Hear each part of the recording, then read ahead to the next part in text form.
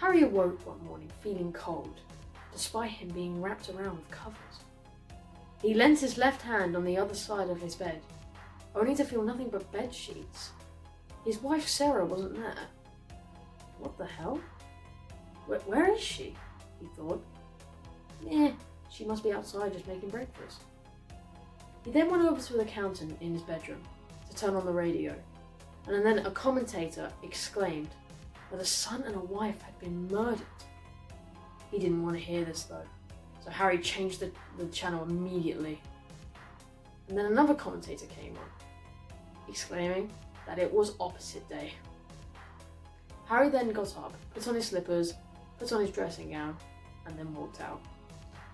He then saw his wife, Sarah, on the floor, naked, covered in bruises and cuts. Her eye was black. What the hell? Honey, are you okay? What's going on? You don't remember? You've obviously forgotten, Harry. Forgotten what? That it's Oppisite day. Sarah then pulled a knife out of nowhere. Harry's heart starting to race. He had to do something. He started racing down the hallway, not knowing the knot that was tied on his dressing gown. He then tripped over the stairs, causing his leg bone to break. He screamed in agony, pain overwhelming him, but his scream stopped when he saw a couple of feet standing right in front of him. He looked up, seeing his son, Harry Jr., holding a knife. Why, son? Why?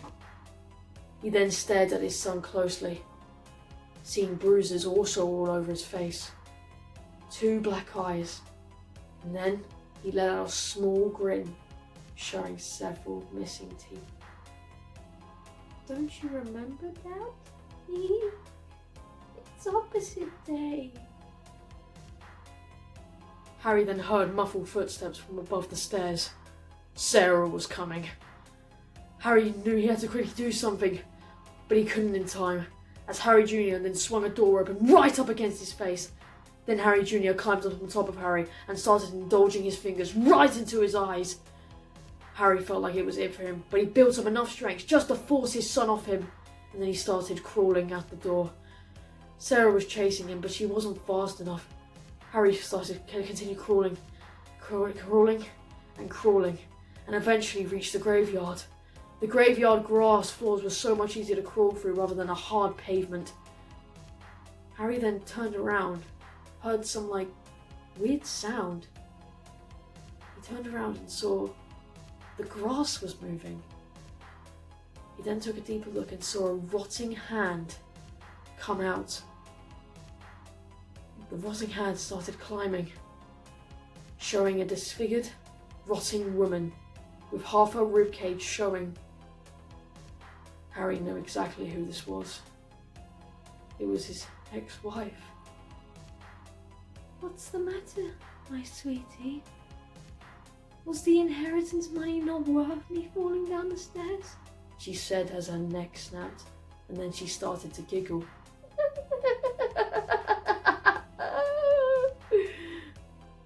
She then grabbed Harry's leg and started pulling him down the grass along with her.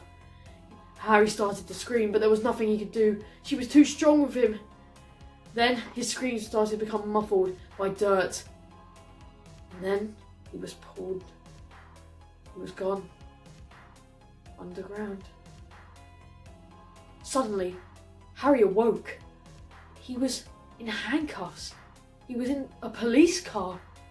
Where the hell am I? What's going on? He then overheard a few policemen outside of the car he was in, having a little conversation. It answered everything he just asked at that moment. Why he was there. What was going on. So wait, why is this guy here again? Well, basically, these neighbours, they called us in because they heard some sort of screaming. They've been hearing some noises for a while now, but they never really heard any screaming before, and they grew some concern. And, well, when the police arrived, there was no sounds. They broke in, and there was no one home. Well, it didn't look like it anyway. They saw a basement door open. They walked down and saw a woman and an 8-year-old child, dead, mutilated, killed. They were covered in bruises. They were covered in cuts, and the 8-year-old boy, his teeth was missing. When they went back up and called for backup, they went into the sitting room and saw the man. He was just sitting there, sleeping.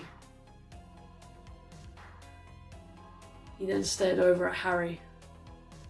I hope that dirty bastard gets what he deserves.